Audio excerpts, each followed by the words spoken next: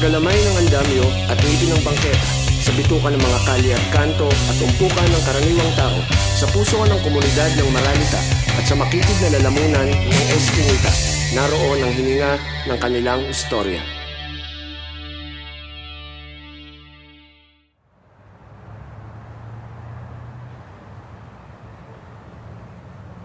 Sa panahon ngayon, napakahalaga para sa mga gurong katulad ko na ituro ang kasaysayan.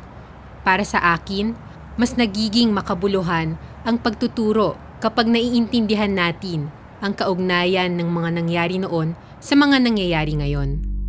Isa sa mga yugto na binubura sa kasaysayan ay ang malagim na panahon ng martial law. Mahigit 4 na dekada na ang nakalipas mula nang ideklara ang martial law. Libo-libo ang naging biktima ng mga paglabag sa karapatang pantao.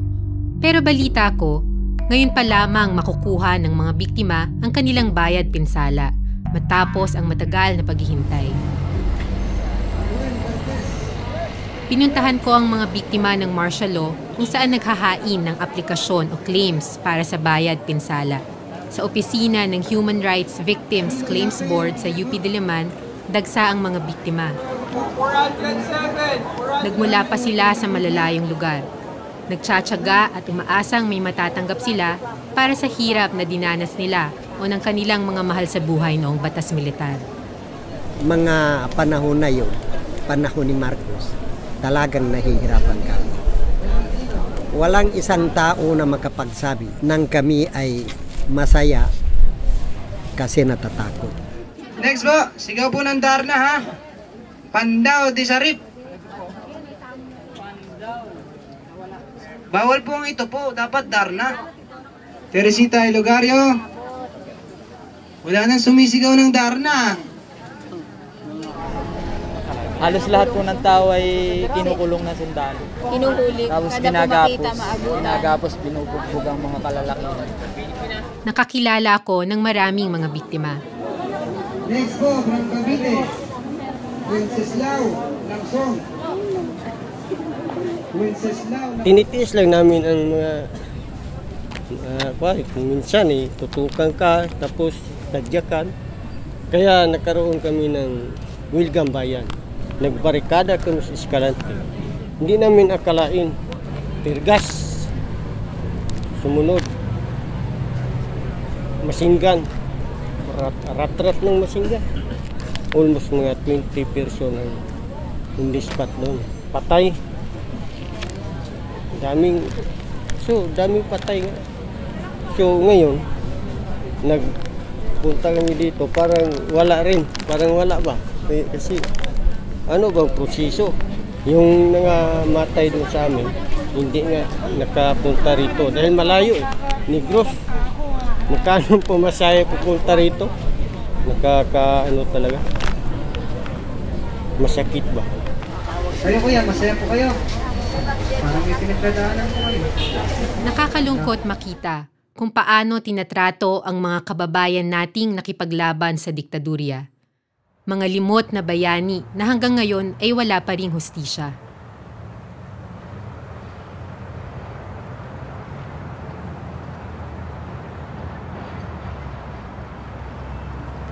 Dito, sa bantayog ng mga bayani, nakalagay ang pangalan ng mga kababayan nating naging biktima ng martial law.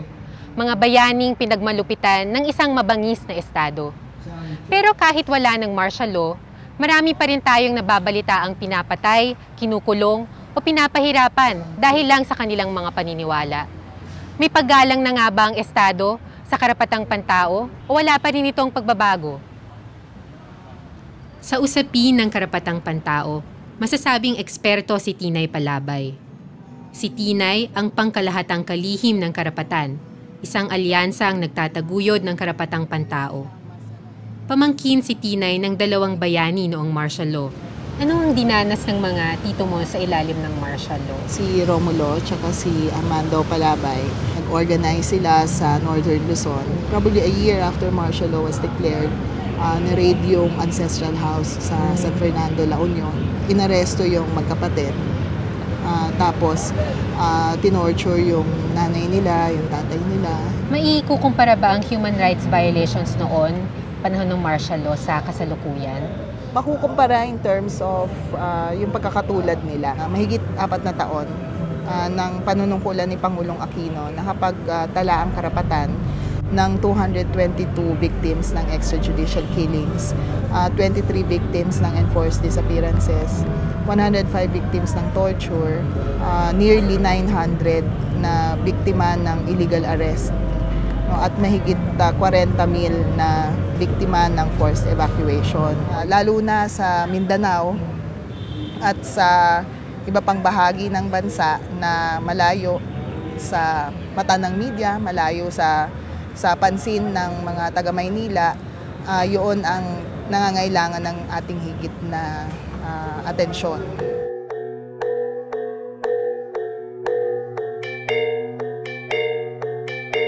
May halos 1,000 kilometro ang layo ng Mindanao sa Maynila. Ngunit sama-sama itong tinahak ng mahigit 300 katutubo mula sa iba't ibang bahagi ng Mindanao. Pansamantalang iniwan nila ang kanilang mga tahanan. Mistulang martial law daw kasi ang umiiral doon sa kanila. Katunayan, halos 5,000 na ang mga lumad na nagbakwit ngayong taon dahil sa mga operasyong militar.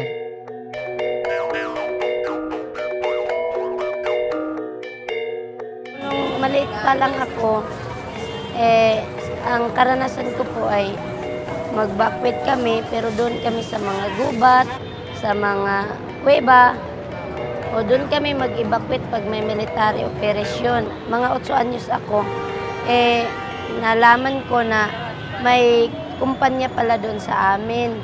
At yung company na yun ay hindi nagre-respeto ng mga tao doon.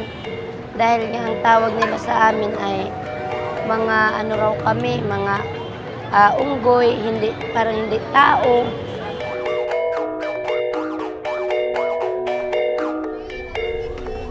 Magandang hapon po mga kasama.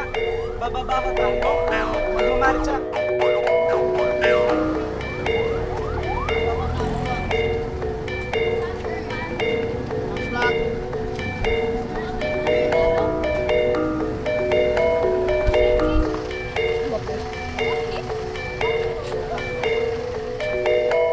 Kami po,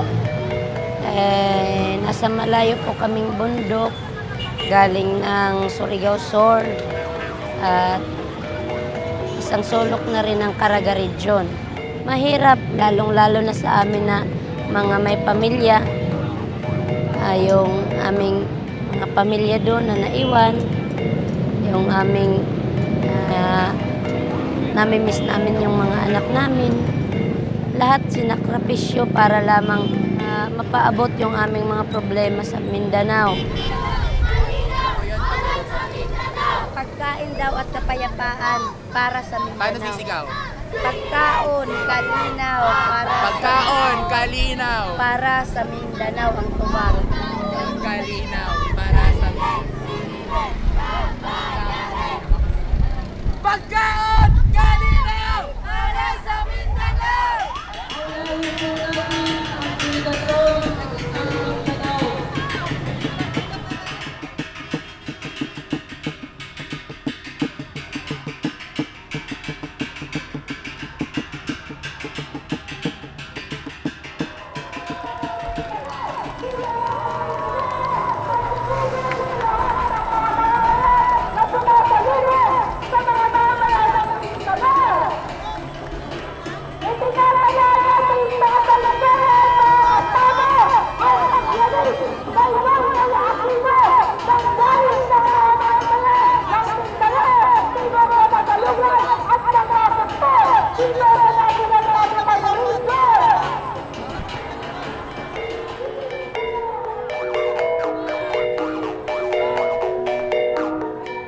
Nais ng mga lumad na harapin sila ni Pangulong Aquino. Nagkampo sila sa paanan ng Malacanang sa kanilang unang araw sa Maynila. Dito ko nakilala si Josephine. So, pwede niyo bang ikwento ano yung karanasan ninyo sa pagdating ng mga militar doon sa lugar ninyo? Yung mga militar doon ay Hindi talaga sila sumunod kung ano yung nasa batas. Akala namin ay ang mga militar ang magdedepensa sa amin ng mga sibilyan. Pero ang nangyari ngayon, hindi mga NPA ang kanilang dinudukot kung hindi kaming mga sibilyan. Amo sa mong school property. Oo, gani. Kabalo ka na. So, Kana amo ginahangyo kay naabot sa mong school property, sir. Respeto anita. Ginagamit ang eskwelahan para sa pag-eskwela sa mga bata. Dili ginagamit para katulad o pagkulaan sa mga school. Yung supay sa balahod sa bawal ginawa po. Napi na nga school-based siya, sir. Civilian property. Dili ka pwede mo ingon nga mag-step back ni sir kay amo aning school property. Have the respect to. Bakit ginawa sa kanila yun? Anong gusto ng militar? Ano raw, yung mga tao raw doon ay mga NPA. At itong pag-evacuate namin noong October 27, una nilang niransak yung kooperatiba, dinala lahat ng mga paninda doon. Yung mga tinapa, sardinas, kinuha lahat, pati yung kwarta, 10,000 ata yung kwarta. Tapos may gas kasi ang kooperatiba doon, kinuha nila. At yung gas ay binuhos nila doon sa corn sealer. 2 galon yun. Yung 1 galon, dinala nila sa paaralan at doon nila binuhos yun at sinunog din.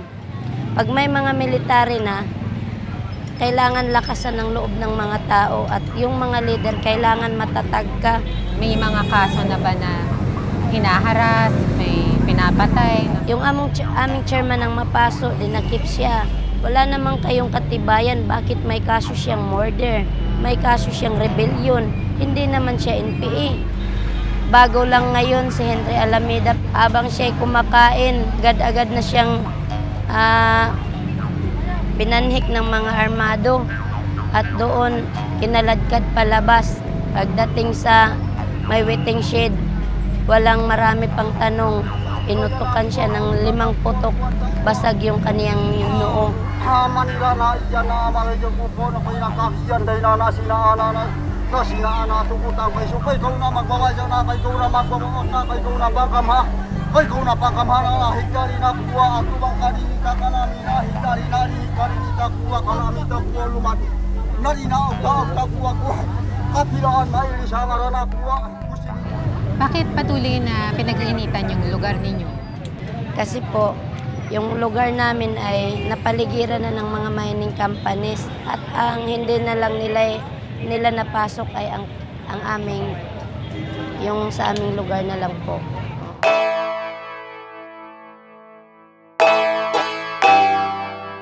Sa pagdating nyo dito sa Maynila, ano ang mga panawagan ninyo?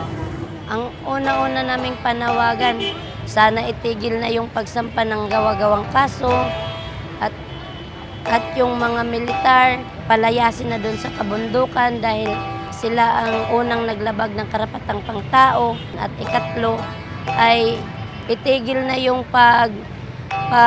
pag-recruit ng parehas naming mga lumad na aarmasan nila at siya ring sa mga lumad. Kapwa lumad pinaglalaban.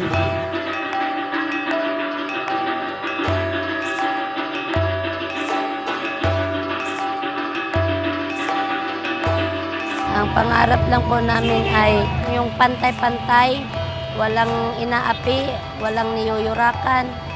At kung ganito lang naman ang sistema ng gobyerno, ay kailangan na talaga ng gobyerno na magpapatunay na isang demokrasya.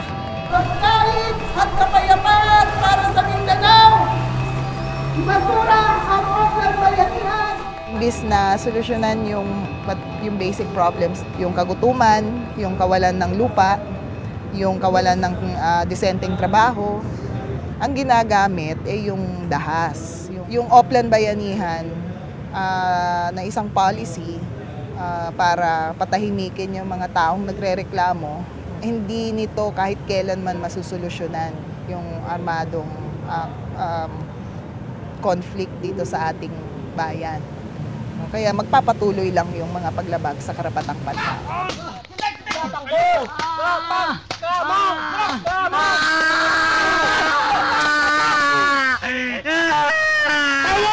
Bawal ang iyak nito! Bawal ang iyak nito!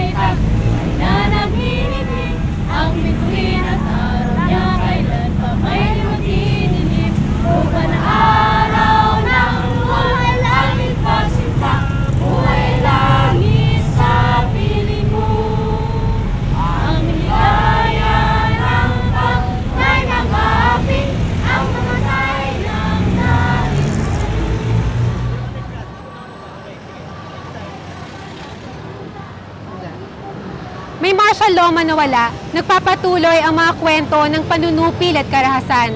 Pinakaapektado ang susunod na henerasyon, gaya ng mga bata mula sa Mindanao na hindi na makapag-aral dahil sa tindi ng militarisasyon. Babahagi ako sa inyo ng kwento ni Birang. Si Birang ay isang datu ng mga Bagobo. Hindi sila ligtas sa mga mababagsik na sundalo ni Diktador Marcos. Nanatili pa rin ang banta sa pagpapalawak na naman ng mga plantasyon. Sa mga panahong ito, palagi nang makikita si Datu sa mga kilos protesta laban sa diktadurya. Matatag na ang aking paniniwala sa kawastuhan na manindigan para sa lumad. Ang ipagtanggol ang bundok apo. Ang ipagtanggol ang tribo. Kasi pag maitaboy pa kami, saan kami pupunta? Para ipagtanggol. Sa kabilang banda, nagpapatuloy din ang kwento ng mga mamamayang lumalaban. Nagpapatuloy ang mga kwento ng kagitingan na mahirap burahin sa kasaysayan.